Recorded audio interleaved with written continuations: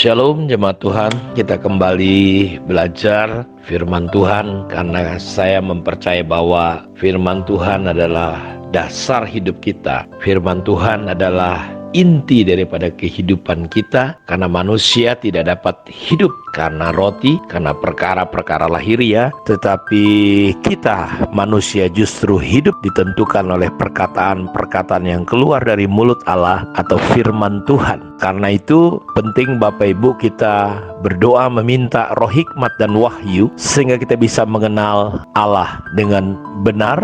Dan ketika kita punya pengenalan yang benar tentang Allah, mata hati kita menjadi terang dan kita bisa mengerti pengharapan apa yang terkandung di dalam panggilan Allah. Betapa kaya, betapa mulia bagian yang ditentukannya bagi kita orang-orang yang mempercayai Tuhan. Gereja di Laodikia, sayangnya mereka justru tidak bisa melihat kekayaan surgawi ini. Justru mereka menganggap perkara-perkara lahiriah, kecukupan, kelimpahan, uang, dan segala sesuatu yang berkaitan dengan kesenangan-kesenangan dunia itu menjadi perasaan mereka menjadi cukup, sehingga mereka merasa tidak lagi membutuhkan Tuhan. Dan semua itu terjadi kenapa? Karena kebodohan dan kedegilan yang ada di dalam hati mereka. Kita terus sedang belajar bahwa kita perlu membeli minyak pelumas sehingga kita bisa melihat. Jadi kita perlu membeli dari Tuhan, membeli minyak. Kita membutuhkan pewahyuan, kita membutuhkan penyingkapan, karena apa yang diwahyukan, disitulah kita baru bisa mengerti. Kita sudah belajar bagaimana iblis membutakan mata hati kita.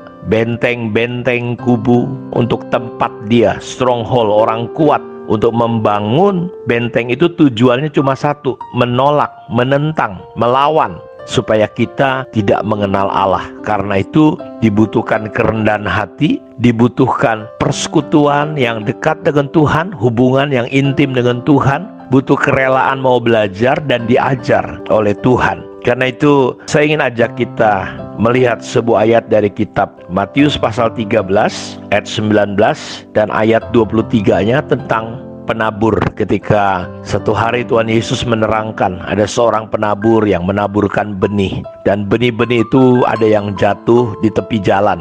Lalu burung-burung datang memakan benih itu. Lalu sebagian lagi jatuh di tanah yang berbatu-batu. Ketika benih itu jatuh di areal tanah itu, dia tumbuh, tetapi karena memang tidak bisa berakar karena ada batu-batu, karena tanahnya tipis, dia tumbuh dan ketika kena matahari dia layu. Lalu sebagian lagi jatuh di tanah yang penuh dengan semak duri. Ketika benih itu mulai bertumbuh, dia dihimpit oleh duri-duri sehingga benih itu tidak bisa bertumbuh dengan baik. Dia menjadi bantet, tidak bisa berbuah, dia tidak bisa bertumbuh bagus. Sebagian lagi ada jatuh di tanah yang subur, sehingga ketika benih itu jatuh di tanah yang subur, dia bertumbuh, bahkan berbuah 30, 60, dan 100. Dalam Matius pasal 13 ayat 19 dan 23, Tuhan Yesus menerangkan, dan saya hanya ingin coba membahas dua jenis tanah ini saja. Ayat 19, kepada setiap orang yang mendengar firman tentang kerajaan sorga tetapi tidak mengerti.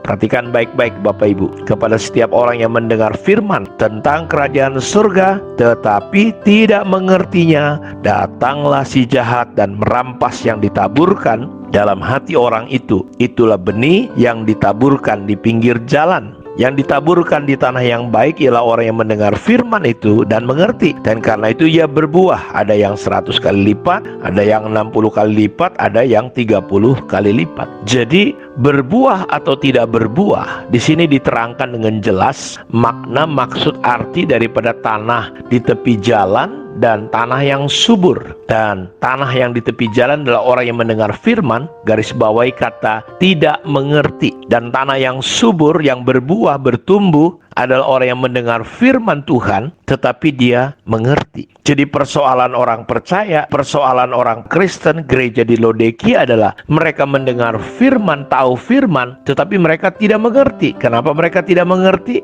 Karena kedegilan, karena kebodohan. karena ada benteng-benteng, karena ada kubu-kubu yang terbangun di atas keangkuhan, kesombongan manusia. Makanya penting sekali kita bukan hanya sekedar tahu, tetapi kita betul-betul memahami, mengerti. Kata mengerti di sini menggunakan kata ginosko. Ginosko artinya sebuah pemahaman yang muncul karena pengalaman, lewat kita menghidupi, mempraktekkan firman Tuhan. Kita sedang hidup pada masa yang menurut saya di satu sisi kemajuan yang luar biasa dalam dunia teknologi dan digital. Semua orang gampang mendapatkan informasi, tahu apa saja, klik, muncul semua yang kita perlukan. Kita bisa memuaskan jiwa kita, keingintahuan kita hanya dengan masalah internet. Tapi persoalannya Bapak Ibu, apakah pengetahuan itu lahir hanya berdasarkan informasi atau lahir karena sebuah pengalaman? Tentu firman Tuhan bukan pengetahuan. Dan persoalan yang paling berbahaya hari-hari ini adalah banyak orang Kristen istilahnya pengetahuannya sudah sampai di Amerika, tapi pengalamannya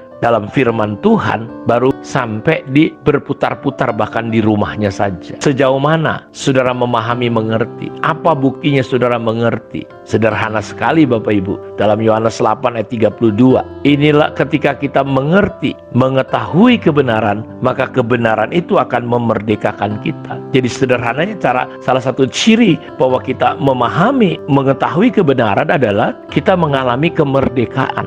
Merdeka artinya kita tidak terikat dengan apapun kecuali dengan Kristus. Jadi kalau saudara masih terikat dengan dunia, kecintaan saudara kan uang, kita nggak bebas, nggak merdeka, masih penuh amarah, penuh kebencian, iri hati, dengki. Paulus berkata kepada gereja di Laodikia, selama seorang ahli waris belum akil balik, dia tidak berbeda dengan seorang hamba, meskipun dia tuan dari segala sesuatu. Dia tetap takluk katanya, karena dia kanak-kanak nggak dewasa, dia tetap takluk kepada roh-roh dunia ini. Jadi kita lihat banyak orang Kristen, orang percaya tetap terikat hidupnya. Dia pelayanan, dia khotbah, tapi hatinya dipenuhi dengan kedengkian, kemarahan, kebencian. Tidak ada pengampunan, merasa paling hebat, paling benar, paling pintar, paling mengerti, tidak bisa menghargai perbedaan. Sehingga apa yang terjadi Bapak Ibu? Kita menjadi orang Kristen yang sama dengan dunia, tidak berbuah. Berbuah itu artinya saudara menjadi berbeda dengan dunia ini. Berbuah artinya saudara